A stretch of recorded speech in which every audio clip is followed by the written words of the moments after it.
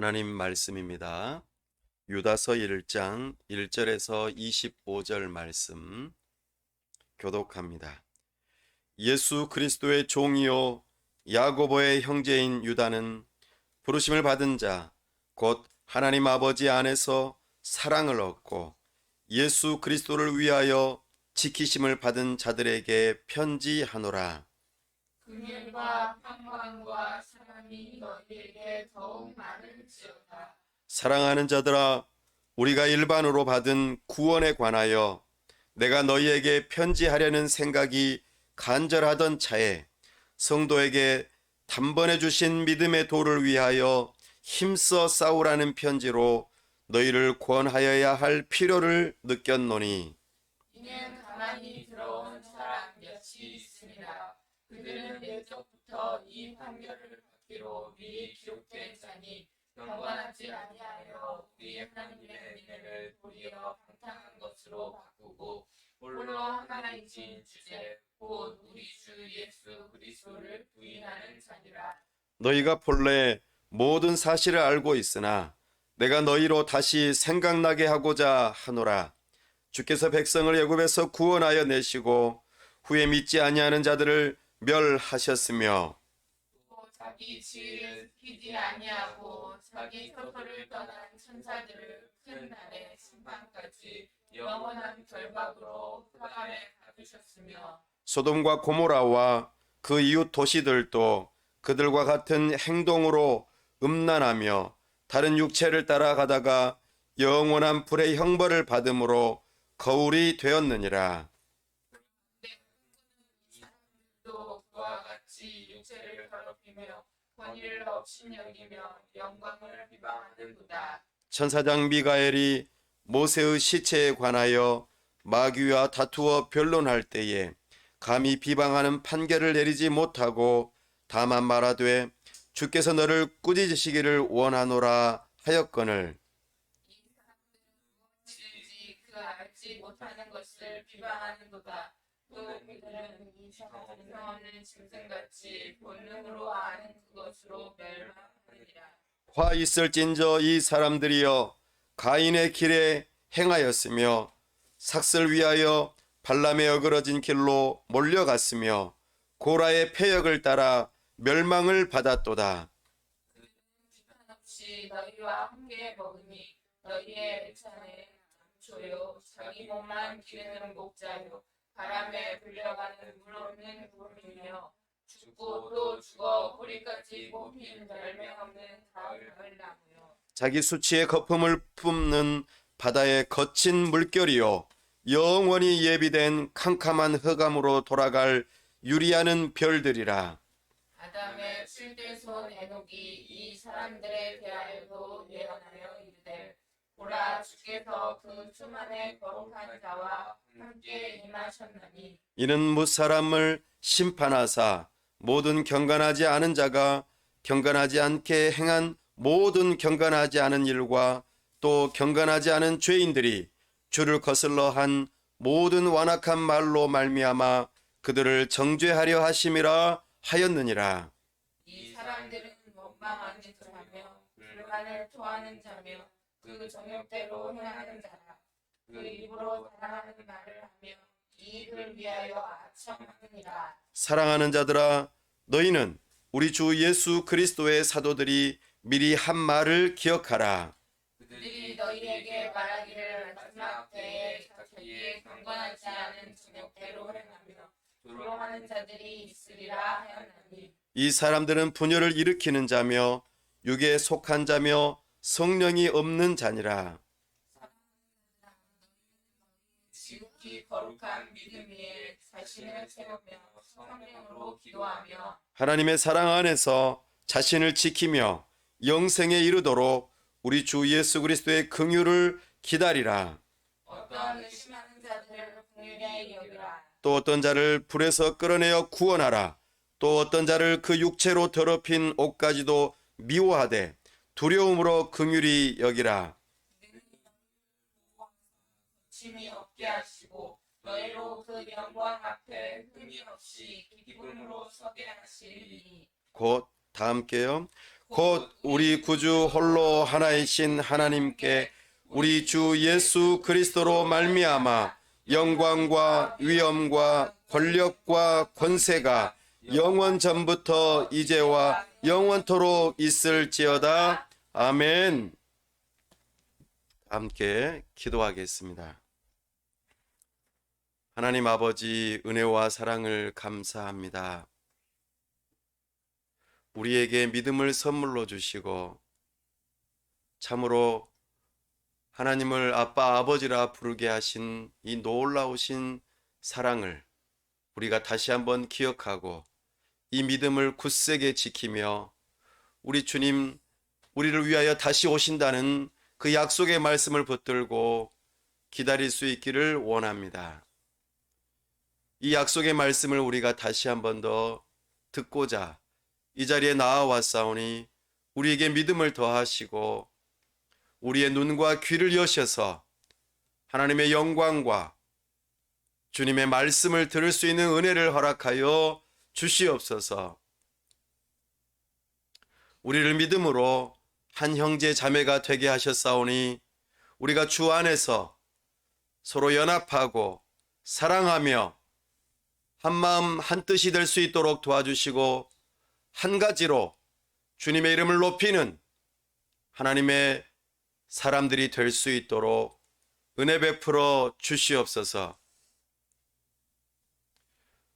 우리를 여기까지 인도하심을 감사합니다.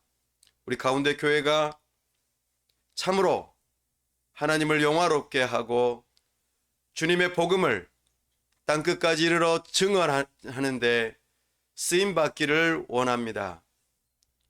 우리에게 동역자들을 붙여주시고 함께 교회로 지어져가는 은혜가 있게 하여 주시옵소서. 하나님의 말씀을 신실하게 선포하고 가르칠 때 주님의 제자들이 모여들게 하여 주시고 하나님의 사람들을 통하여 하나님의 나라가 이루어질 수 있도록 은혜 베풀어 주시옵소서. 특별히 40일 작정하여 기도하는 기도 가운데 우리 하나님께서 응답하시고 우리의 손에 잡힌 바 되고 우리의 눈에 보인 바 되게 하시고 참으로 우리의 하는 일이 견고해져서 우리 주님께 영광 돌리는 은혜가 있게 하여 주시옵소서. 기도하는 일에 함께 모이게 하여 주시고 찬송하며 주님의 말씀을 읽고 묵상하는데 함께하며 열정을 다할 수 있도록 도와주시옵소서. 특별히 우리 하나님께서 긍휼히 여겨주셔서 이 나라와 민족을 불쌍히 여겨주시고 세우신 위정자들이 하나님을 경외하는 마음으로 법을 세우고 집행하고 다스릴 수 있도록 도와주시옵소서. 참으로 이 나라를 불쌍히 여겨주시고 우리 하나님께서 우리를 붙들어 주시옵소서. 우리 선교사님들 지켜 보호하여 주시고 하나님의 나라를 이루는데 귀하게 사용하여 주시옵소서. 우리 주 예수 그리스도의 이름으로 기도하옵나이다. 아멘.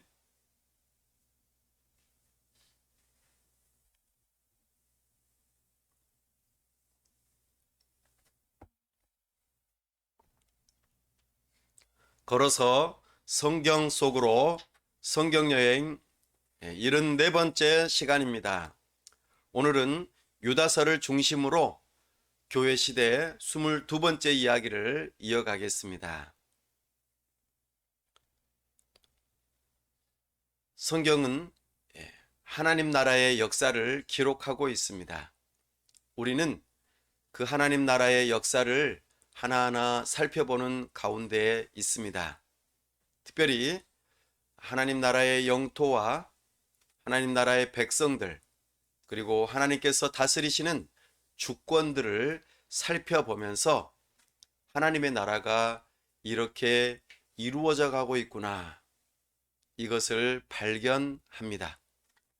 오늘도 우리가 유다서를 중심으로 이 하나님의 나라의 역사를 살펴보면서 분별력이 생기고 우리가 하나님의 나라를 보는 관점이 생겨서 이것이 오늘날 우리에게 펼쳐지는 여러 가지 일들을 해석하고 분별하고 우리가 어떻게 살아야 할 것인가, 이것을 배우고 그 말씀 따라 살아가는 믿음의 삶이 될 수 있기를 바랍니다. 우리가 살고 있는 이 시대를 교회 시대라 합니다. 이것은 예수님의 승천부터 시작하여 예수님의 재림까지의 기간을 의미합니다. 유다서는 초대교회에 있었던 문헌이고 또 초대교회의 중요한 한 분인 유다를 통하여 우리에게 주어진 말씀입니다.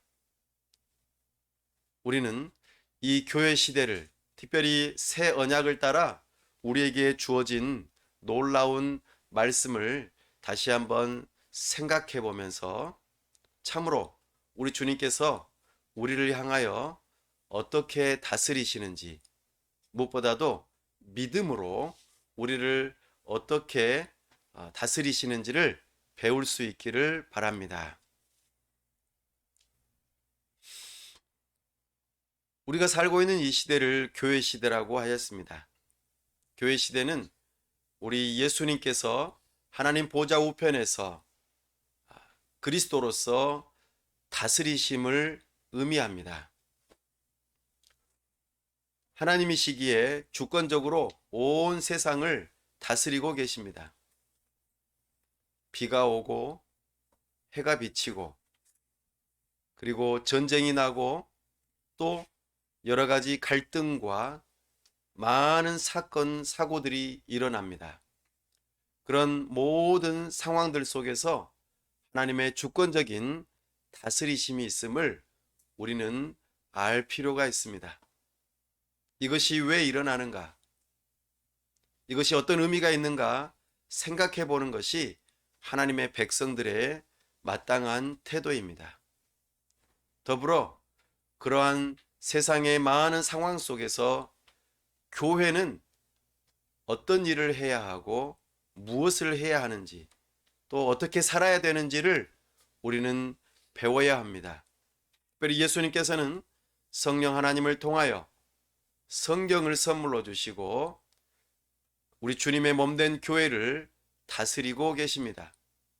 특별히 유다서는 그 주님의 몸된 교회 되는 하나님의 백성들을 향하여 믿음을 선물로 주시고 그 믿음을 따라서 참으로 어려운 시대를 믿음으로 살아가야 한다는 것을 우리에게 가르쳐 보이십니다.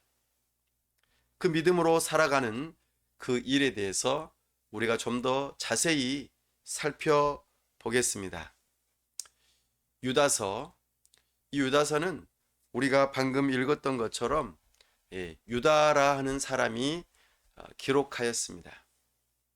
그 전형적인 편지의 형식을 취하고 있습니다. 이분은 누구인가? 1절에서 우리가 살펴보면은 어느 정도 이해가 될 것입니다. 1절 함께 읽어보겠습니다. 예수 그리스도의 종이요 야고보의 형제인 유다는 아멘. 여기서 보니까 예수님의 종이라고 표현합니다.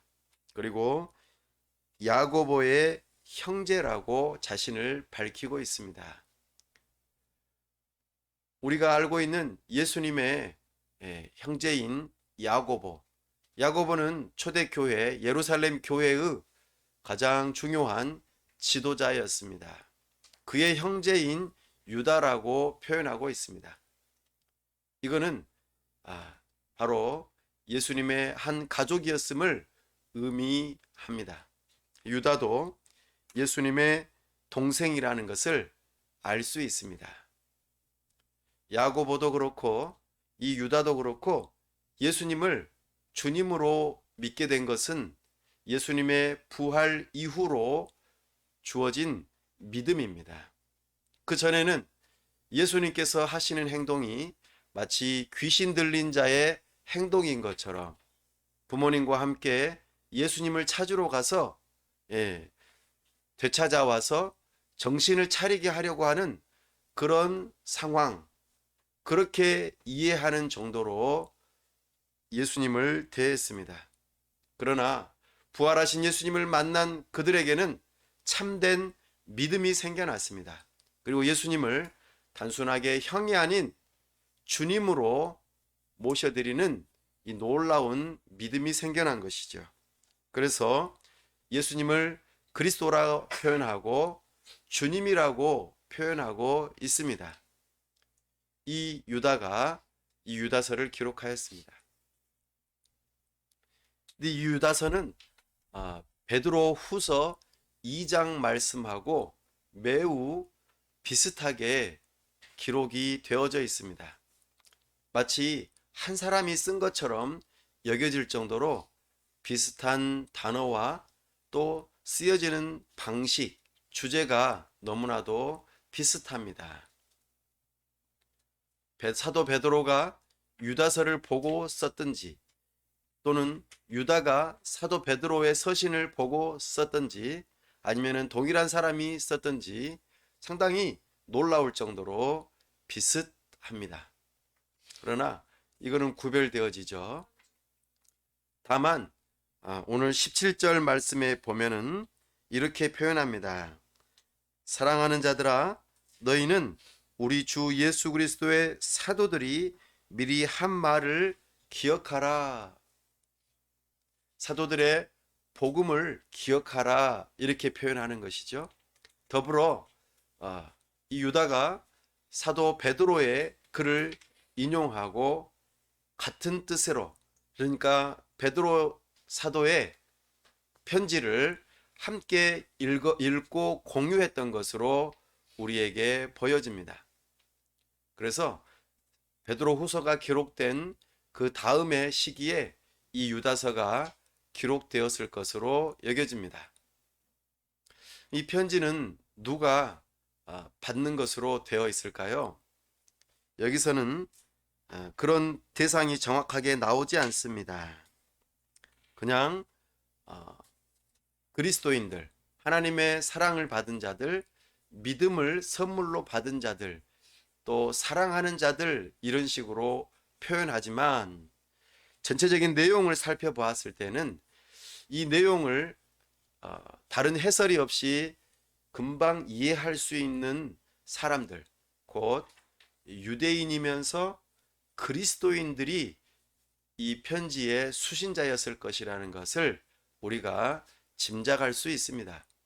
왜냐하면 가인에 대한 이야기, 소돔과 고모라에 대한 이야기, 그리고 발람에 대한 이야기, 그리고 특별히 구약에서도 외경에 해당되는 에녹 일서, 모세 승천기, 지금은 남아있지 않습니다.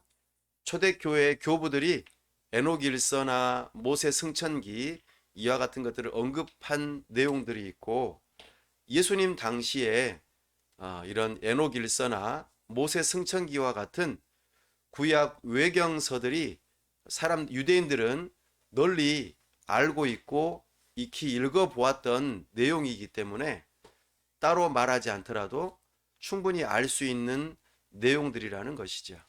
그런 의미에서 이 편지의 수신자들은 주로 유대인이면서 그리스도인들이라는 것을 이해해 볼 수 있겠습니다. 그리고 이 유다서의 특징은 세 개의 단어나 구문을 반복적으로 표현하는 그런 문장의 표현 방식이 아주 특이한 점입니다. 방금 우리가 읽어보았던 것처럼 1장 1절에 예수 그리스도의 종이다. 그런데 그 사람은 누구냐면 야고보의 형제이다. 그리고 그 사람이 누구냐면 유다이다. 이런 식으로 동일한 한 사람을 세 번에 걸쳐서 표현하는 방식입니다. 2절에도 그렇습니다. 긍휼과 평강과 사랑이, 이렇게 세 가지가 나오면서 뭔가 표현되어지는 이런 방식을 취하고 있습니다. 4절에도 그런 부분이 있습니다. 예를 들면 가만히 들어온 사람 몇, 가만히 들어온 사람 몇이라고 하는 이 사람을 표현할 때에, 이 사람들을 표현할 때에, 이 사람들은 어떤 사람들인가? 옛적부터 이 판결을 받기로 미리 기록된 자들이다, 이렇게 표현하고 있고, 그들은 경건하지 않고 또 방탕하고 예수님을 부인하는 자들이다, 이런 식으로 하나로 또 모아가지고 또 세 번에 반복해서 이것을 표현한다는 아주 재미있는 표현 방식을 취하고 있습니다. 그러니까 하나를 표현할 때 세 가지 형식으로 계속해서 바꾸어 가면서 표현한다는 것이죠. 뿐만 아니라 8절에서도 그렇습니다. 그런 것들을 우리가 또 살펴보면서 또 여러 가지 예를 들을 때도 그렇습니다. 아까도 말했던 것처럼 가인, 소돔과 고모라, 또 발람, 이런 식으로 세 개를 예를 들어서 또 설명하기도 하고, 또 타락한 천사들, 또 에녹, 그다음에 모세의 시체를 두고 또 천사와 사탄이 이렇게 변론하는 이런 것들을 세 가지로 묶어서 표현하는 방식들을 취하고 있다. 참 재미있는 표현 방식입니다. 이것이 유다서의 기본적인 그런 그림들입니다. 유다서는 한 장으로 펼쳐져 있는데, 여러분들은 평소의 삶 가운데 유다서를 몇 번이나 읽어보셨습니까? 거의 아마 읽어보지 않을 것입니다. 그렇게 어떻게 보면 천대받는 성경일 수도 있겠습니다만, 참으로 우리 이 유다서는 우리에게, 특별히 오늘날 우리에게 참으로 중요한 말씀이라는 것을 우리에게 보여줍니다. 전형적인 편지의 형식으로 1절과 2절에서는 안부 인사를 합니다. 그리고 24절과 25절에서는 마지막 송영을, 하나님께 영광을 돌려드리면서 마지막 마무리 인사를 하고 있습니다. 본론에서는 어떤 이야기를 하는가? 3절과 4절에서 이 편지를 왜 썼는지 이유를 밝히고 있습니다. 그리고 5절에서부터 16절까지는 거짓 교사들에 대해서 경고하는 내용이 나오고, 17절에서 23절까지는 믿는 사람들, 성도들을 향하여서 권면하는 내용이 나타나고 있습니다. 이런 큰 구조를 가지고 있으면서 유다가 유대인 그리스도인들을 향하여 말하고 싶어 하는 주제는 무엇이었는가? 바로 믿음이라고 하는 단어가 굉장히 중요한데요. 믿음을 잃어버린 시대에 믿음을 지켜야 한다라고 말해주고 있습니다. 믿음 상실 시대에 믿음을 지켜라. 믿음을 잃어버렸어요. 믿는다는 것이 도대체 무엇인지, 그 믿음이 도대체 무엇인지, 믿음을 따라서 살아간다는 것이 무엇인지를 사람들이 다 잊어버리고 잃어버리고 잘못된 삶을 살아가고 있다는 것입니다. 당신은 신자입니까? 이것은 당신은 믿는 사람입니까? 라고 물어보는 것입니다. 나는 믿는 사람이다. 나는 무엇을 믿는가? 나는 누구를 믿는가? 이것에 대한 질문에 대해서 답을 할 수 있어야 되는데, 나는 내가 믿고 싶은 거 믿어. 나는 내 마음대로 살 거야. 주로 내가 믿고 싶은 대로, 내가 원하는 대로, 주로 나. 내가 주인이 되어가지고 나를 믿고 내가 하는 거, 내가 원하는 대로, 내가 생각하고 싶은 대로 사는 그런 시대가 바로 믿음 상실 시대입니다. 그런 시대에 참된 믿음이 무엇인지를 우리에게 알려주고, 믿음의 대상이 누구인지, 그리고 우리는 무엇을 믿고 살아가야 하는지, 이것을 가르쳐 보여줍니다.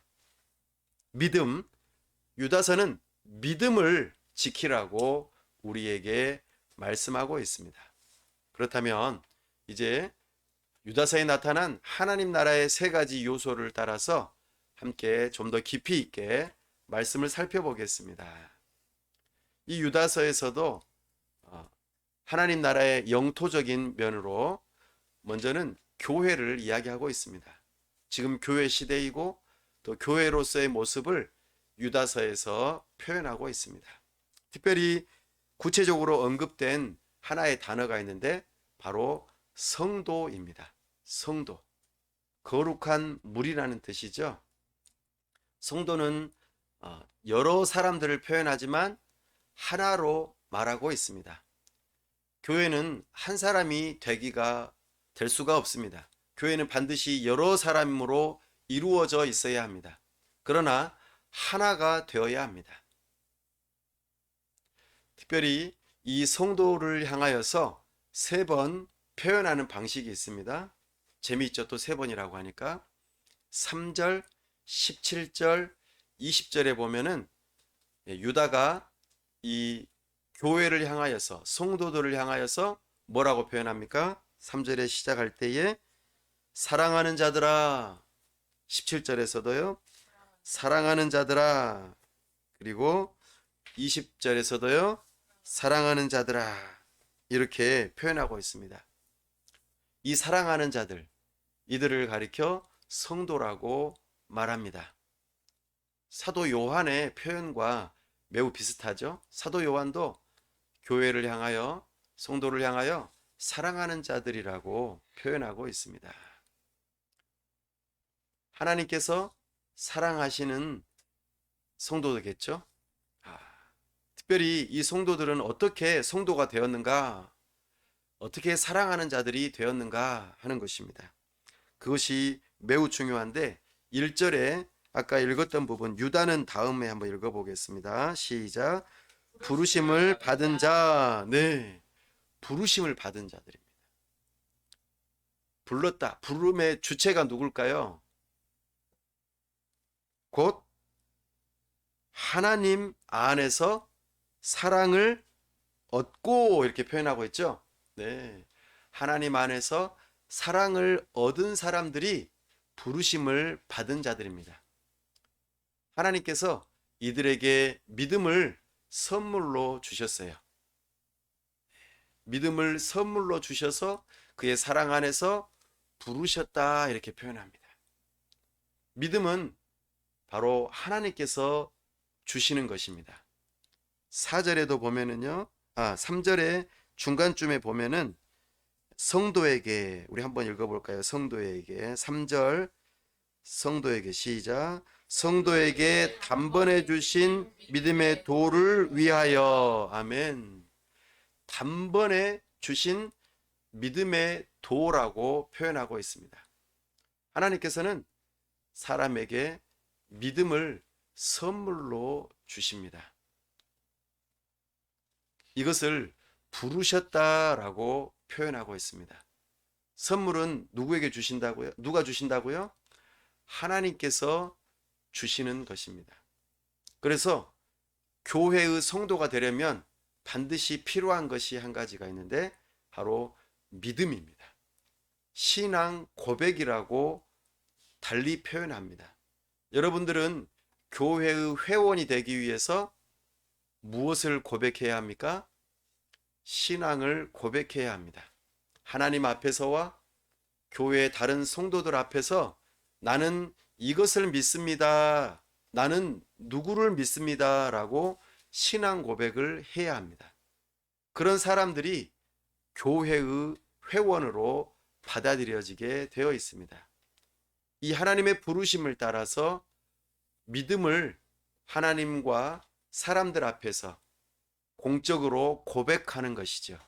이것이 교회의 성도로서, 회원으로서의 받아들여지는 조건입니다. 네, 이게 하나님 나라의 영토로서, 영토 안에 들어오는 그런 중요한 어떤 단계라고 그럴까요? 그런 중요한 절차입니다. 그렇게 믿음을 고백하고 들어온 사람들은 반드시 그 믿음을 지켜야 합니다. 네, 우리 1절 아까 하나님 아버지 안에서 사랑을 얻고 그랬죠? 그 다음 읽어볼까요? 예수 그리스도를 위하여 지키심을 받은 자들에게, 예, 예수 그리스도를 위하여 지키심을 받은 자들이래요. 믿음을 선물로 주신 다음에 그것을 빼앗아 가지도 아니하시고 또 잃어버리지도 않게 지켜주신대요. 그 믿음을 지켜주시는 그런 사람들. 그러니까 교회의 회원들은 믿음을 처음에 신앙 고백할 뿐만 아니라 계속해서 지켜나가는 것이죠. 운동에서도 보면은 여러 가지 1등이라고 하는 어떤 순위라고 하는 그것에 있어서 승리라고 하는 것, 이것에 있어서 제일 중요한 게 뭐냐면 한 번 이기는 것이 중요한 것이 아니라 그 이기는 것을 계속 유지하는 것이 중요해요. 그렇죠? 권투 선수가 열심히 권투를 했어요. 그래서 점점 다른 사람들을 다 쓰러뜨리고 최후의 승자가 됐어요. 이런 사람을 챔피언이라고 그래요. 그럼 챔피언 벨트도 주죠. 멋진 벨트죠. 그 벨트를 딱 가만히 놔두면은 안 되죠. 운동선수들은 반드시 그 벨트를 차지했으면 일정한 시간 안에 방어전을 해야 합니다. 그러니까 내가 챔피언이라는 것을 다른 사람들한테 계속해서 내보여줘야 돼요. 그러려면은 자기가 돈을 내고 경기를 치러야 돼요. 자기 돈을 내고 다른 나라에 가든지 우리나라로 초대하든지 누군가와 함께 또 권투를 해야 합니다. 그래서 내가 계속해서 승자라는 것을 보이기 위해서 방어전을 하는 거죠. 예, 만약에 그 방어전을 하지 않으면은 그 벨트를 내놓아야 돼요. 그리고 또 다른 사람들이 싸워서 챔피언이 되도록 하게 해줘야 됩니다. 이처럼 우리는 우리의 믿음이 처음 한 번만 가지면 되는 것이 아니고 계속해서 지켜야 돼요. 방어전을 해야 돼요. 유지를 해야 됩니다. 바로 이 믿음을 성도들은 꼭 가지고 있어야 돼요. 지금 여러분들은 그 믿음을 가지고 있습니까? 그 믿음을 가지고 있을 뿐만 아니라 이제는 그 믿음이 나중에 어떤 식으로 나타나야 되는지 최종 결정적인 중요한 모습이 하나가 있습니다. 바로 뭘까요? 네, 21절 말씀 읽어보겠습니다. 시작. 하나님의 사랑 안에서 자신을 지키며 영생에 이르도록 우리 주 예수 그리스도의 긍휼을 기다리라. 지키라고 그랬죠? 믿음을 지켜야 돼요. 그리고 우리 예수님이 다시 오실 때까지 기다리는 거예요. 이 믿음은 인내도 필요해요. 한번 믿음을 가지면 끝나는 것이 아니고 계속 지켜야 되고 예수님이 다시 오실 때까지 기다려야 돼요. 이 믿음은 버리면 안 돼요. 계속 유지되고 예수님이 다시 오셔서는 우리의 믿음을 점검하신대요. 너 진짜 믿음이 있는지 없는지. 우리가 그리스도인인 것을 다른 사람들에게 또 하나님 앞에서 확신시켜주는 세 가지 시금석이 있었다고 그랬죠. 우리는 그 중에 하나인 이 믿음을 꼭 지키고 있어야 돼요. 이 믿음이 뭘까요?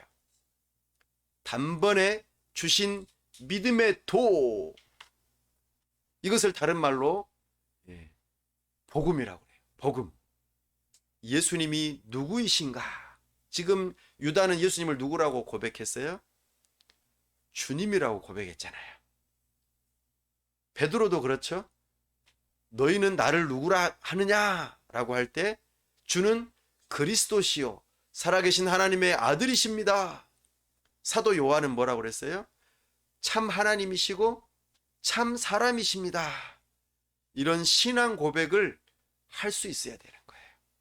이것을 신앙 고백, 우리가 사도신경으로 신앙 고백하는 것, 이것을 다른 말로 복음이라고 말하고 단번에 주신 믿음의 도라고 지금 표현하고 있습니다. 이것을 다른 말로 지극히 거룩한 믿음이라고 여기서는 또 표현하고 있습니다. 20절에요. 그렇죠? 20절 한번 읽어볼까요? 사랑하는 자들아, 너희는 너희의 지극히 거룩한 믿음 위에 자신을 세우며 성령으로 기도하며. 계속해서 믿음을 강조하고 있어요. 아, 교회, 하나님의 나라가 된다는 것은 이 믿음이 중요한 거구나. 믿음을 처음에 가질 뿐만 아니라 지켜야 되고 끝까지 인내하면서 기다려야 되는 거구나. 이 믿음이 너무나 중요한 거구나.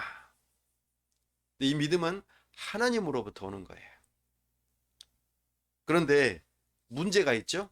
이 유다서에서 아까 거짓 교사들이 있다고 그랬어요. 이런 사람들을 4절에서는 뭐라고 하는지 다시 한번 읽어볼까요? 앞부분입니다. 시작. 이는 가만히 들어온 사람 몇이 있음이라. 가만히 들어왔대요. 존 버년의 철로 역정에 보면은요, 크리스천이 멸망의 도시를 빠져나와 자기의 짐을 짊어지고 가다가 어디에서 십자가 앞에서 짐이 벗겨지고 그 다음에 좁은 문으로 달려들어가 드디어 그가 해석자의 집에서 잘 훈련받은 다음에 어떻게 했어요? 갑옷을 입고 열심히 천국을 향해서 걸어가죠. 그때에 한 사람을 만납니다. 그것은 두 사람을 표현했는가 모르겠어요. 누구였냐면은 담장을 넘어오는 사람들이었어요. 허례와 위선이라는 사람들이었어요. 담장을 넘어왔어요. 담장을 넘어오면 돼야 안 돼요? 반칙이에요, 반칙. 법대로 해야 돼요. 천국 가는 길을 가려면 반드시 좁은 문을 통과해서 가야 되는데 그 사람들이 담장을 넘어왔어요. 그 사람들의 이름이 허례와 위선이었어요. 특별히 위선이라고 제가 이름을 좀 붙여보고 싶습니다. 그들이 가만히 들어온 사람 몇이에요. 그 사람들은 믿음을 가지고 사람들 앞에서 믿음을 공적으로 고백하고 그 믿음을 지키고 또 우리 주님 다시 오실 것을 기다리는 사람들이 아니에요. 그 사람들은 아주 나쁜 사람들이에요. 쉽게 말해서 나쁜 사람들이에요. 그러니까 정식 절차를 거쳐서 교회에 들어온 사람들이 아닌 거예요. 어떻게 하다 보니까 어떤 뭔 행사를 통해서 교회에 들어왔다가 그냥 어떻게 얼버무려 가지고 그냥 교회 회원이 돼버리고 그렇게 해서 교회에 인기를 얻어 가지고 중요한 사람이 됐을 수도 있어요. 교사의 직분을 얻기도 하고 말도 잘하고 인기도 좋고 먹을 것도 많이 사주고 재미있는 이야기도 잘하고 뭔가 잘해주니까 어려운 사람도 막 도와주는 척하고 그러니까 이 사람 정말 좋은 사람이다 라고 그냥 생각해 버리는 것이죠. 그러나 그들의 특징은 무엇인가? 그들은 경건하지 않대요. 불경건해요. 그리고 방탕해요. 그리고 주님을 부인한다고 말합니다. 이게 4절에서 아까 언급했던 내용이죠. 이들은 좁은 문을 통과하지 않고 월담한 사람들이에요. 월담이 뭐예요? 담을 넘어가지고 오는 거예요. 그 사람들은 어떤 사람들인가? 우리 12절 한번 읽어볼까요? 12절 시작. 그들은 기탄 없이 너희와 함께 먹으니 너희의 애찬에 암초요 이렇게 표현합니다. 기탄 없이 너희와 함께 먹는다. 이 초대교회는 애찬과 성찬이 구별이 안 돼 있어요. 애찬이 곧 성찬이고 성찬이 곧 애찬이었어요. 왜냐하면 밥 먹는 그들이 빵을 먹고 포도주를 마시고 하는 이것이 식사 문화였기 때문이죠. 그래서 그들이 교회로 모이면 어떻게 해요? 예배하고 함께 식사하면서 이것은 주님의 살이요, 이것은 주님의 피입니다 하면서 한꺼번에 이루어졌기 때문에 이것이 애찬 곧 성찬하고 연결되는 거죠. 근데 이 사람들은 어떤 사람들이라고요? 그 애찬식에 암초래요. 암초. 암초가 뭐예요? 암초. 바다가 있는데 바다 밑에 딱 볼록 올라온 돌들이에요. 돌기둥. 그럼 배가 암초를 지나가다 부딪히면 어떻게 돼요? 배가 파선하는 거예요. 배가 구멍이 나서 침몰하는 거예요.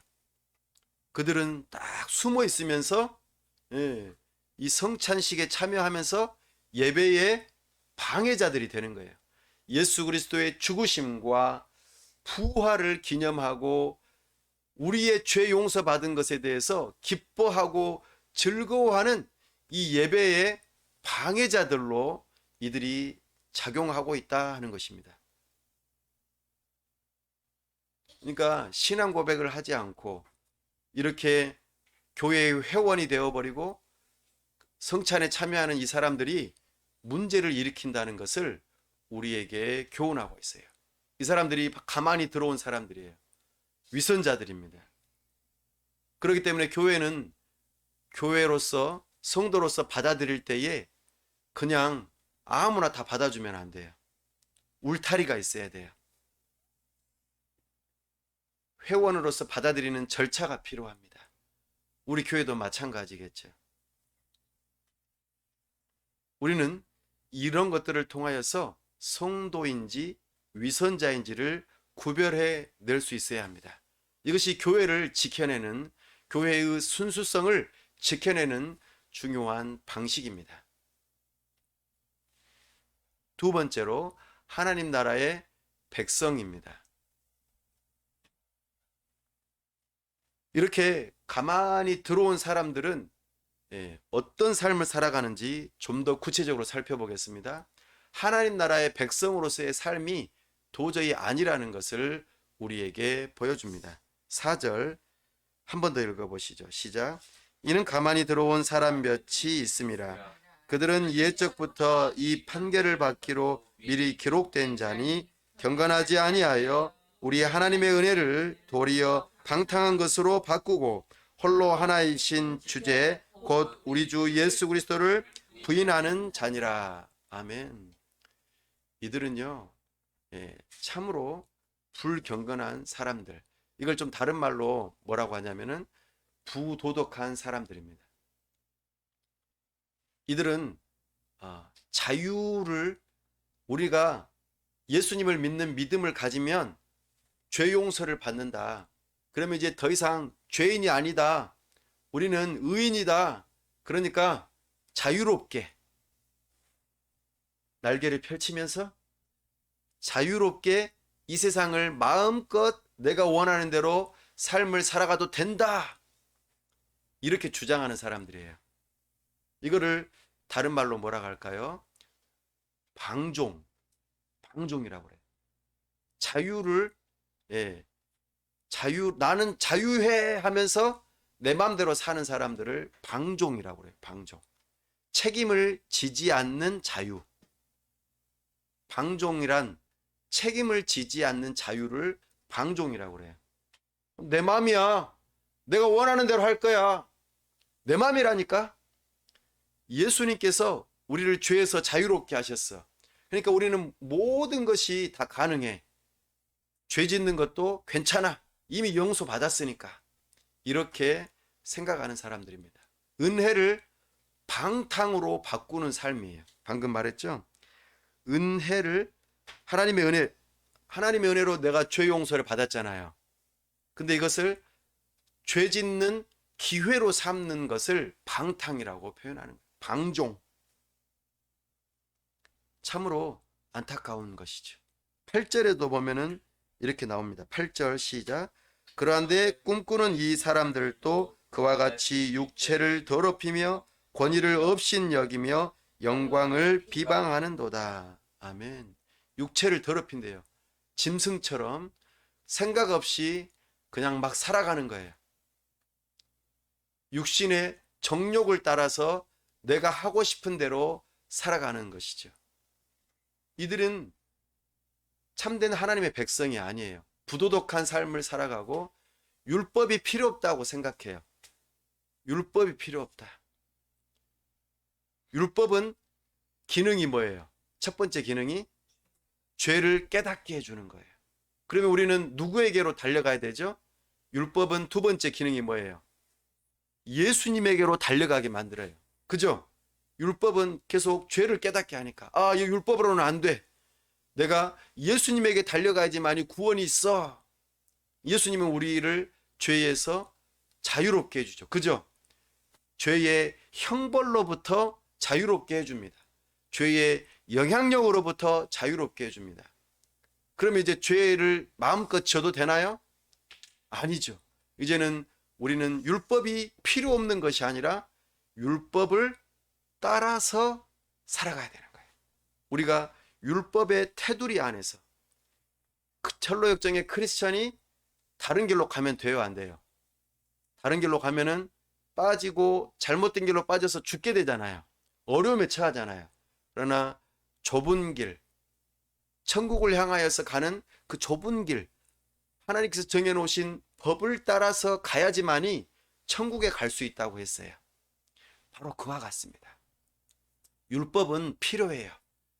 첫 번째는 죄를 깨닫게 하는 것이고, 두 번째는 예수 그리스도에게로 달려가게 하는 것이고, 세 번째로는 거룩한 삶을 살기 위해서 율법이 반드시 필요해요. 이것을 부정하게 되면 우리는 방종한 삶을 살아가게 되고 반율법주의자가 되는 거예요. 율법 필요 없어. 이런 부도덕한 삶을 살아가는 이들을 뭐라고 그래요? 아까 8절에서는 꿈꾸는 사람들이래요. 꿈꾸는 사람들. 꿈속에서 살아가는 사람들이에요.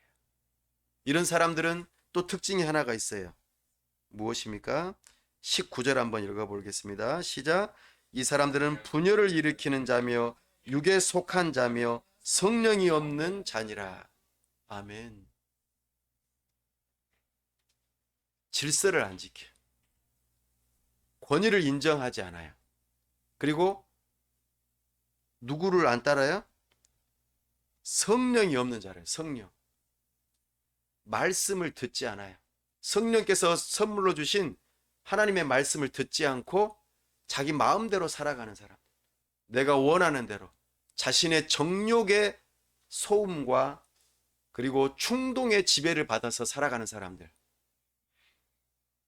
과거에 TV에서 이런 프로그램이 있었어요. 가족 오락관. 가족 오락관이라고 혹시 보셨습니까? 거기에서 아주 재미있는 코너가 하나 있어요. 고요 속의 외침이라는 것이 있습니다. 이렇게 사람들이 귀에다가 아주 시끄러운 음악을 막 듣고 있으면은 옆에 사람 소리가 안 들려요. 그러면 옆 사람의 입모양으로 그 퀴즈를 낸 단어를 알아맞혀야 돼요. 그런 거 아시나요? 고요 속의 외침. 사랑하는 여러분, 우리도 그럴지도 몰라요.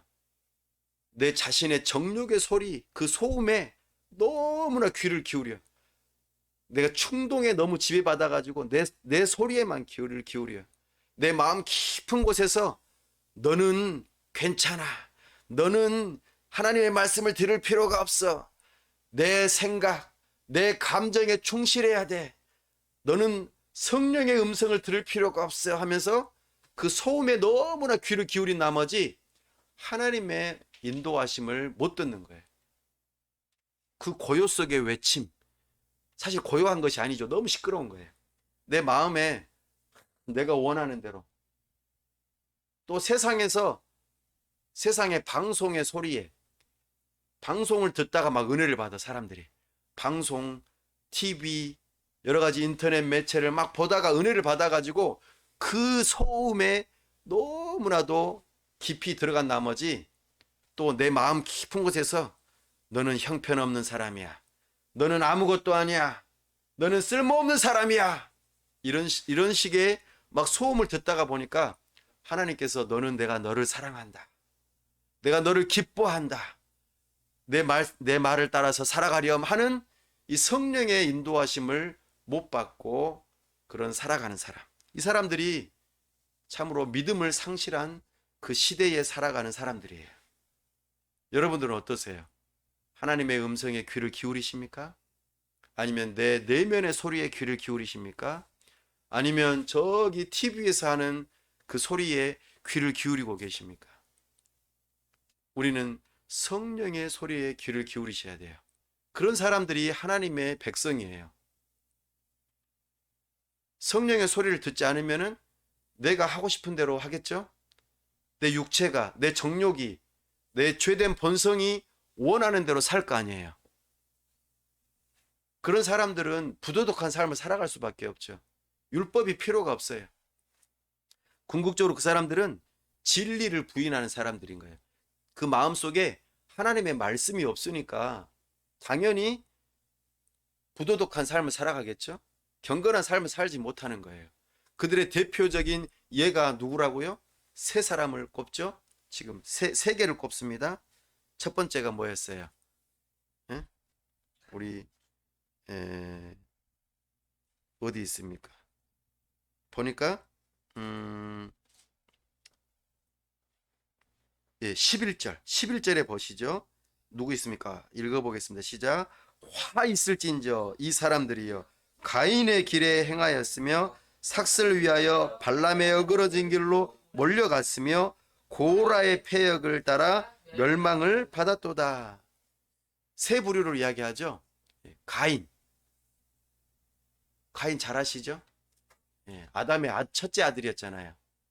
여자의 후손으로서 얼마나 부모님이 기대를 가졌어요.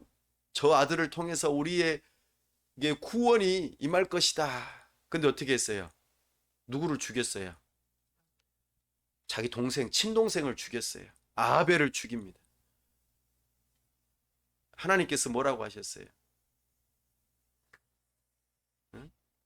왜 하나님 내 예배를 안 받으시고 또 아벨이 예배를 받으니까 자기 자신을 돌아보지 않고 하나님의 뜻대로 살지 않으면서 셈을 내 가지고 동생을 쳐 죽이잖아요. 그리고 하나님이 안 보는 것처럼. 두 번째, 발람.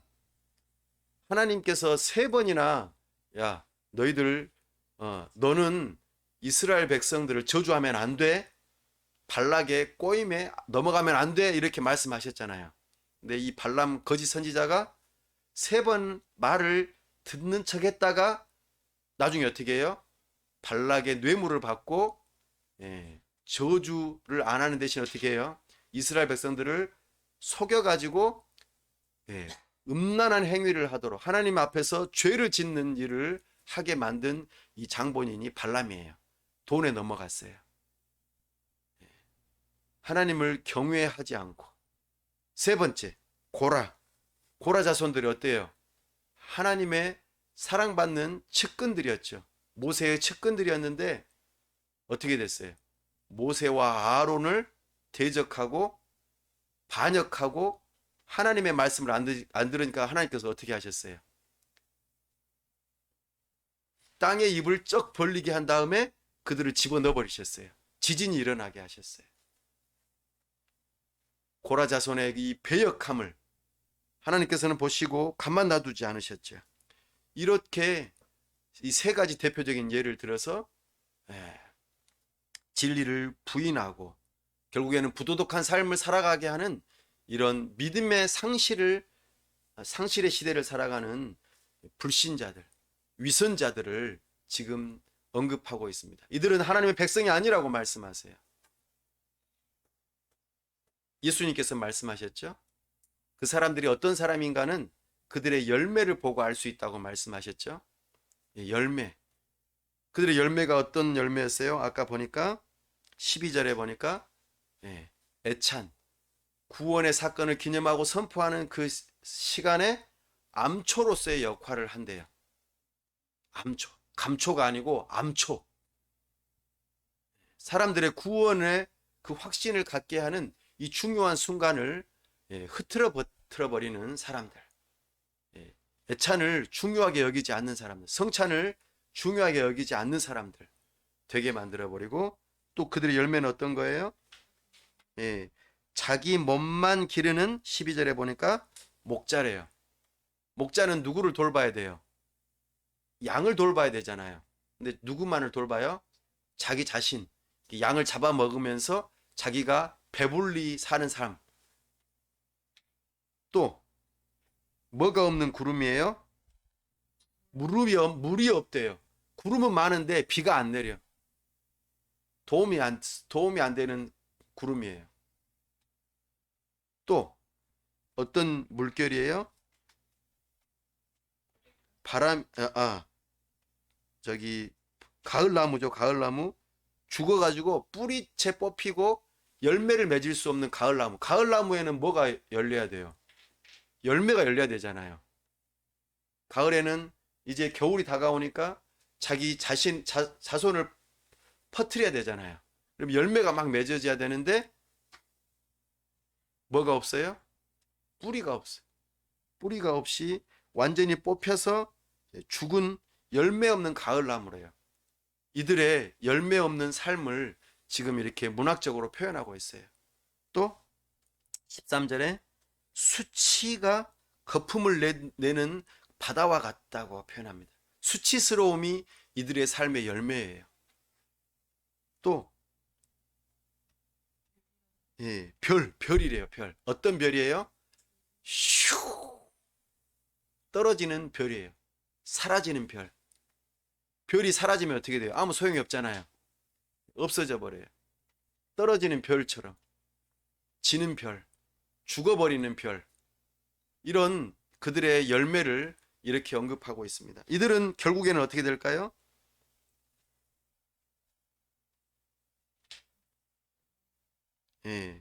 결국에는 어떻게 되냐면 보니까 5절부터 그게 나오죠. 5절에 한번 읽어보겠습니다. 5절 시작. 너희가 본래 모든 사실을 알고 있으나 내가 너희로 다시 생각나게 하고자 하노라. 주께서 백성을 애굽에서 구원하여 내시고 후에 믿지 아니하는 자들을 멸하셨으며. 여기서는 예수님을 출애굽 당시에 이스라엘 백성들을 구원하시고 또 그 애굽 사람들을 멸하신 분으로 소개하고 있어요. 예수님께서 이 애굽을 멸하셨을 때의 그 모습. 그러니까 이들은 결국에는 어떻게 된다는 거예요? 멸망당하는 애굽과도 같다 그 말입니다. 그들의 열매가 최후의 결론이 그와 같다는 거예요. 또 보니까 6절에 보면은 시작. 또 자기 지위를 지키지 아니하고 자기 처소를 떠난 천사들을 큰 날의 심판까지 영원한 결박으로 흑암에 가두셨으며. 이 타락한 천사들이죠. 사탄과 더불어 그를 추종하는 천사들, 타락한 귀신들이죠. 이들의 결국은 어떻게 돼요? 영원한 불못에 던져지는 거예요. 그동안 흑암에 갇혀 있는 거예요. 하나님의 손에 갇혀 있는 거예요. 그리고 또 7절 소돔과 고모라와 그 이웃 도시들도 그들과 같은 행동으로 음란하며 다른 육체를 따라가다가 영원한 불의 형벌을 받음으로 거울이 되었느니라. 소돔과 고모라에 뭐가 떨어졌어요? 유황불이 막 떨어졌잖아요. 불심판. 과거에 저기 누굽니까? 노아 때에는 물심판이었지만 두 번째로 이제는 불심판이 올 거라고 하는 예표로 거울이 된 모범으로 이 소돔과 고모라 사건이 일어나잖아요. 과거에는 물로 심판하셨지만 이제 우리 예수님 다시 오시면 뭘로 심판하셔요? 불로 심판하신다고요. 이게 이들의 열매입니다. 하나님 나라의 백성이 아닌 자들의 최후예요. 그러나 하나님 나라의 백성들은 어떤 모습을 가질까요?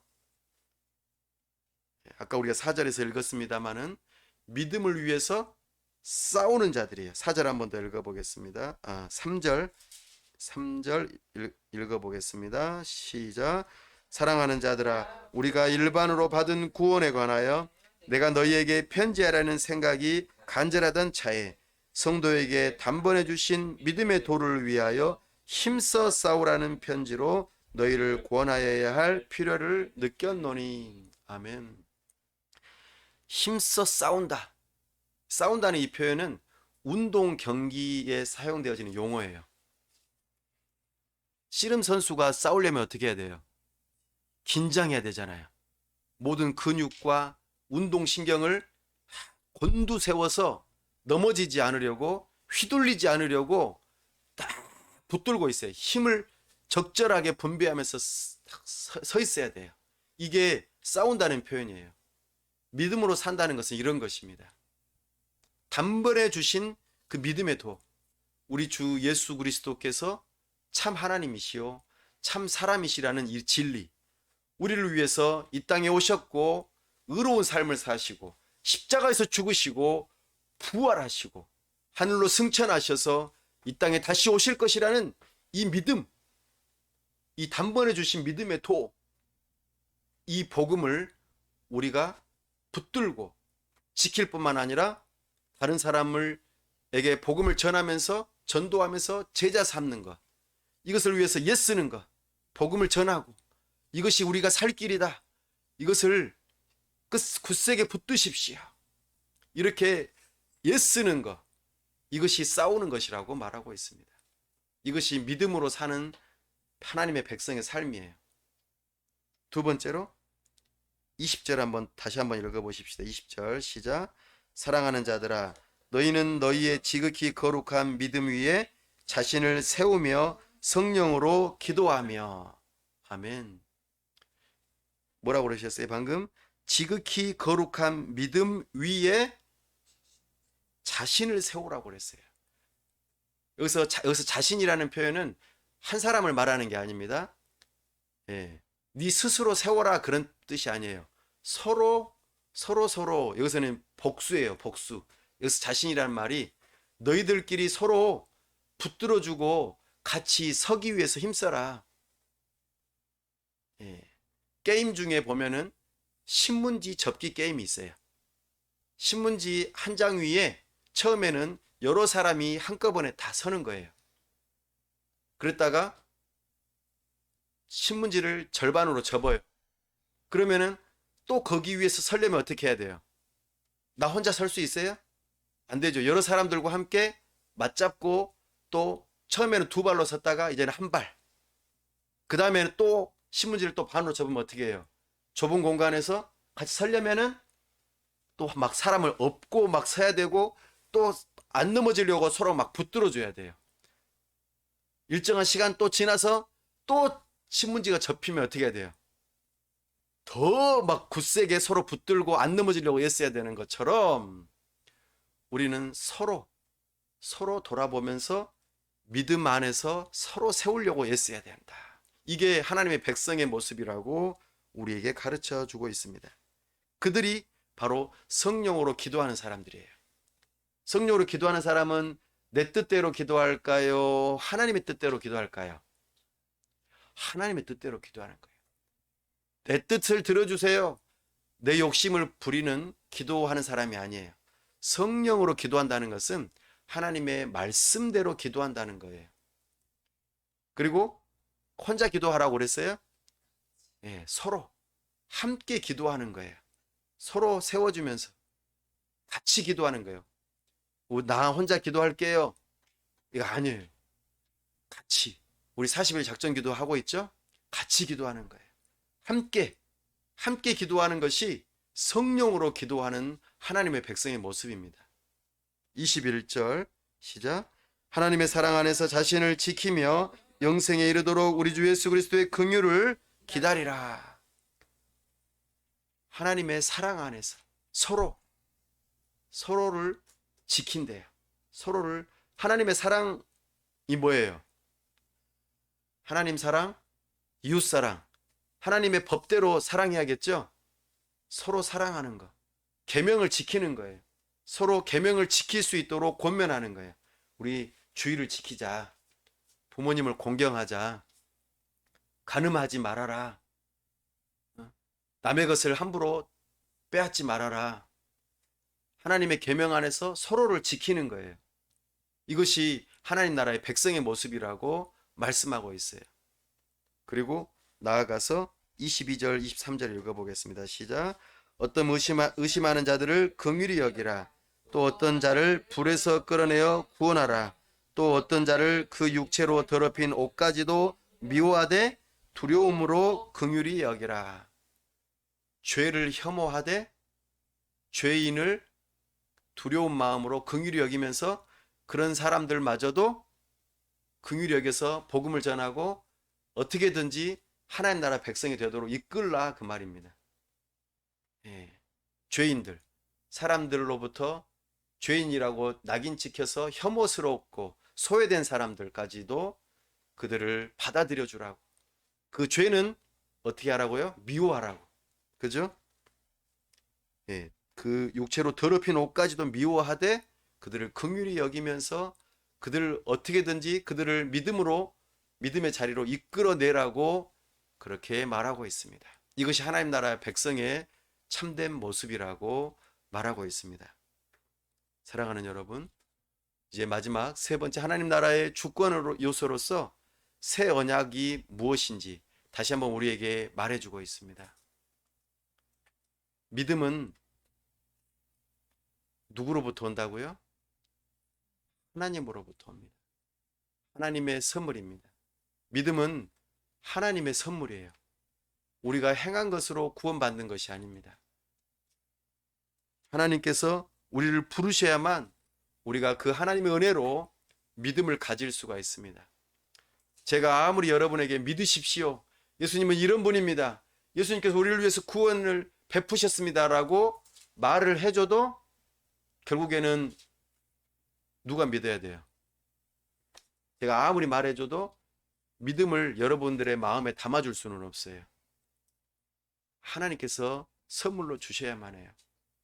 그러니까 우리는 복음을 전하면서도 어떻게 해야 돼요? 기도해야 되는 거예요. 사랑하는 여러분, 여러분들은 하나님의 부르심을 받은 믿음의 사람들이십니까? 이 믿음이 하나님의 선물이라는 것을 인정하십니까? 네, 이것이 하나님의 주권이에요. 하나님께서 믿음을 주시는 자들만이 받을 수 있는 것이죠. 여러분들이 만약에 그렇다면 그 과거의 믿음을 가진 자들이라면 그 믿음을 이제는 어떻게 해야 될까요? 굳세게 붙드셔야 돼요. 마치 운동선수가 싸우는 것처럼 지키기 위해서 힘쓰셔야 돼요. 이 싸우는 것도 내 힘으로 될까요? 믿음을 지킬 수 있을까요? 아니요. 내 힘으로 안 돼요. 누가 도와주셔야 될까요? 우리 주님께서 우리를 보호해 주셔야 돼요. 우리를 흠이 없도록 거룩한 삶을 살아갈 수 있도록 우리를 붙들어 주셔야 돼요. 그것이 우리 주님의 은혜예요. 믿음은 한 번 주어진다고 해서 되는 것이 아니라 끝까지 지켜내야 돼요. 그러려면 하나님의 도우심, 보호하심이 필요해요. 사랑하는 여러분, 우리 주님께서 여러분에게 믿음을 선물로 주시고 그 믿음을 지켜주시기를 바랍니다. 지켜주시되 언제까지요? 끝까지. 우리 15절 말씀 함께 읽어보겠습니다. 15절 시작. 이는 무사람을 심판하사 모든 경건하지 않은 자가 경건하지 않게 행한 모든 경건하지 않은 일과 또 경건하지 않은 죄인들이 주를 거슬러 한 모든 완악한 말로 말미암아 그들을 정죄하게 하려 하심이라 하였느니라. 아멘. 마지막 때에 하나님 나라의 백성이 아닌 사람들은 심판을 받아요. 그죠? 믿음이 없으니까 믿음이 없음을 열매로 내보이면서 너희들 믿음이 없잖아 하면서 하나님께서 심판하세요. 긍휼이 없어요. 경건하지 않은 그 모습으로 심판을 받아요. 그러나 마지막 날에 믿음을 받은 사람들은 믿음을 끝까지 지키고 마지막 날에도 우리 주님께서 판단하시겠죠. 너희가 믿음이 있는지 없는지. 영생에 이르는 그 긍휼을 베푸시는 그 믿음, 끝까지 우리를 기다리고 지켜주시는 그 믿음이 있는지를 살펴보신다 말씀하세요. 그래서 우리 예수님 다시 오실 때에 어떤 것을 살펴보신다고요? 우리에게 믿음이 있는가 없는가를 살펴보신다고요. 이거는 새 언약으로 성령 하나님이 우리에게 임하실 때 그 믿음이 우리에게 주어져요. 그 믿음은 한 번 주어진 믿음은 변치 않아요. 그러나 이 믿음은 내가 갖고 싶어서 갖는 게 아니에요. 하나님께서 새 마음을 주시고 선물로 주시는 것이고 이 믿음을 굳세게 지킬 수 있는 것도 하나님의 은혜예요. 그리고 마지막 날에 우리 주님께서 이 믿음을 보시고 우리에게 영원한 생명을 주신다는 것을 우리는 기억하셔야 합니다. 그러므로 우리는 오늘 복음을 듣기를 원합니다. 사실 이미 1절과 3절에서 이미 우리에게 다 주어진 복음인데요. 3절을 다시 한번 읽으면서 우리가 이 복음을 붙들기를 원합니다. 시작. 사랑하는 자들아, 우리가 일반으로 받은 구원에 관하여 내가 너희에게 편지하려는 생각이 간절하던 차에 성도에게 단번에 주신 믿음의 도를 위하여 힘써 싸우라는 편지로 너희를 권하여야 할 필요를 느꼈노니. 아멘. 단번에 주신 믿음의 도, 이것이 바로 거룩한 하나님의 말씀, 믿음의 도, 바로 복음입니다. 우리 주님께서 우리를 위하여 이 땅에 오시고 의로운 삶을 살아가시고 우리의 죄의 문제를 해결하여 십자가에 못 박혀 죽으실 뿐만 아니라 부활하셔서 그 의를 우리에게 선물로 주시고 승천하셔서 하나님 보좌 우편에서 지금도 다스리고 계시며 우리의 믿음을 위해서 기도하고 계시고 장차 우리를 데리러 오신다는 이 믿음을 가지라고 말씀하십니다. 그리고 그 믿음을 위해서 힘써 싸우라고 하시고 기다리라고 말씀하십니다. 그 복음 되신 우리 주님을 붙드시기 바랍니다. 말씀을 정리합니다. 유다서는 믿음 상실 시대에 믿음을 지키라고 우리에게 권면하고 있습니다. 하나님은 우리를 부르시며 믿음을 선물로 주십니다. 이 믿음을 받으시기 바랍니다. 마음으로 믿어. 믿음으로 또 입으로 예수님을 주님이라고 시인하십시오. 그런 자들에게 우리 하나님께서 구원을 선물로 주십니다. 뿐만 아니라 우리 하나님은 최후의 심판 때에 우리의 믿음을 평가하시고 우리에게 긍휼을 베푸심으로 우리를 구원하시는 분이십니다. 우리의 믿음을 끝까지 지켜 보호해 주시는 분이세요. 그러니까 우리는 어떻게 해야 돼요? 우리의 믿음을 지켜달라고 기도하는 것이죠. 그럼 마지막 날에 우리 주님 앞에 기쁘게 설 수 있게 해달라고 기도하는 것입니다. 성령을 의지해서 말이죠. 사랑하는 여러분, 단번에 주신 그 믿음의 도는 무엇이라고요? 복음이라고요. 율법의 형벌로부터 우리를 자유롭게 하시지만 율법에 순종하는 그 믿음을 가지셔야 합니다. 내가 잘한 것으로 구원받습니까? 아니에요. 나의 행위가 아니라 예수 그리스도의 행위로 우리가 구원받는다는 이 믿음을 가지셔야 돼요. 이것을 믿을 때에 우리는 구원이 있는 것입니다. 이 구원을 받은 하나님의 백성들, 믿음의 성도는 어떻게 살아가야 할까요? 예배하며 살아가는 것이죠. 성찬에 함께 참여하고 믿음 없는 자처럼 그 예배를 막 망가뜨리고 성찬을 망가뜨리는 삶을 살아가지 않습니다. 이 시간을 귀하게 여기죠. 예배하기 위해 함께 모입니다. 하나님의 말씀을 듣기 위해 모이고 또 성령의 인도를 따라 함께 기도하는 삶입니다. 그리고 서로 지켜주는 거예요. 서로 연합해서 서로 함께 하기 위해서 힘쓰는 사람들이 하나님의 백성들이에요. 그리고 내가 이 믿는 믿음을 누구에게도 전해야겠죠? 전도하는 사람은 믿음이 있는 사람이에요. 내가 이것을 예수님을 믿습니다. 예수님만이 나의 유일한 구원자입니다. 이것을 믿는 사람들은 전도하는 사람인 것이죠. 전할 뿐만 아니라 사람을 제자 삼는 거예요. 이 믿음을 선물로 받고 함께 교회로 지어져 가자고, 하나님의 말씀을 배우자고, 함께 기도하자고, 이 믿음의 삶을 끝까지 이어가자고 우리 주님께서 가르쳐 주신 모든 것을 지키게 하는 데에 힘쓰는, 제자 삼는 삶을 살아가는 사람들이 바로 성도요, 믿음의 사람들인 것이죠. 오늘날 이 시대를 돌아보십시오. 내가 원하는 대로 믿고 내가 바라는 대로 살아가는 사람들이 얼마나 많습니까? 참된 믿음을 잃어버리고 내 내면의 깊은 곳에서 전혀 하나님의 말씀과는 상관이 없는 엉뚱한 소리에 막 귀를 기울이고 세상에서 말하는 엉뚱한 소리에 귀를 기울이면서 그 소음 때문에 하나님의 음성을 듣지 못하는 이 시대가 믿음 상실 시대입니다. 그때에 우리는 하나님의 말씀을 들음으로 믿음을 가지고 그 믿음을 순수하게 지켜내면서 참으로 우리 주님 다시 오실 그날을 기다리는 믿음의 사람들이 다 될 수 있기를 간절히 바랍니다. 우리 시간 함께 기도할 때에 저에게 믿음을 선물로 주옵소서.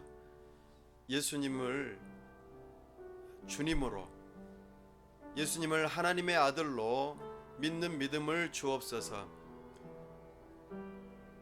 율법의 형벌로부터 우리를 자유롭게 하고 참으로 율법 안에서 순종하기를 원하는 그 놀라운 복음을 믿을 수 있게 하여 주옵소서. 또한 그 믿음을 선물로 받은 자로서 힘써 지키게 하여 주옵소서. 내 마음대로 믿음이 아니라 성령의 인도함을 받는 믿음, 또 나 혼자 찬송하고 나 혼자만의 신앙이 아니라, 나 혼자 기도하는 것이 아니라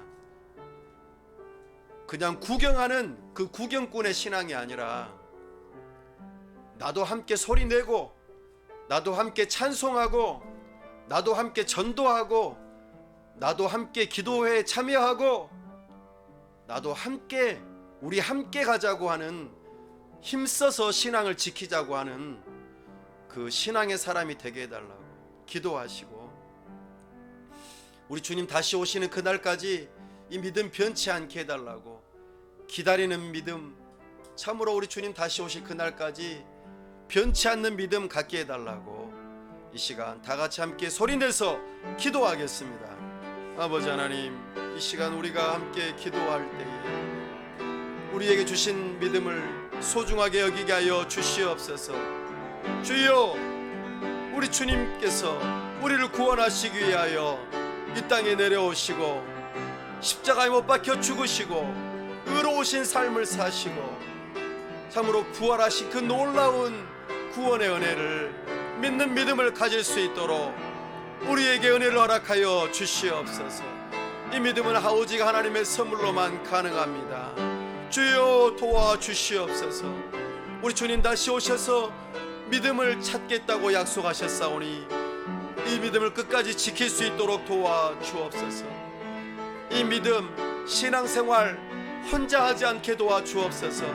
혼자만 찬송하지 않게 하시고 혼자만 기도하지 않게 하시고 혼자만 하나님의 말씀을 보지 않게 하시고 소리내서 함께 기도하고 함께 모여서 기도하고 서로를 격려하고 믿음의 사람들을 위해서 돕는 자가 되게 하여 주시고 참으로 함께 주님의 나라를 이루어갈 수 있도록 우리에게 믿음을 더하여 주시고 힘써서 함께 지키는 자들이 되게 하여 주옵소서.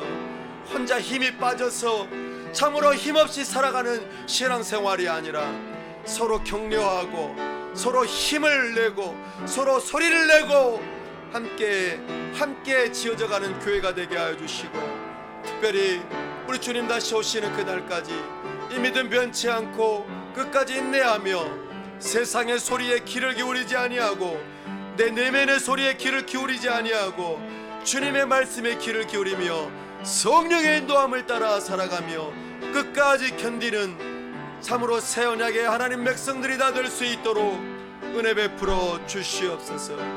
아버지 하나님 도와주시옵소서. 은혜 베풀어 주시옵소서. 우리에게 믿음을 더하여 주시옵소서. 우리 주 예수 그리스도의 이름으로 기도하옵나이다. 아멘.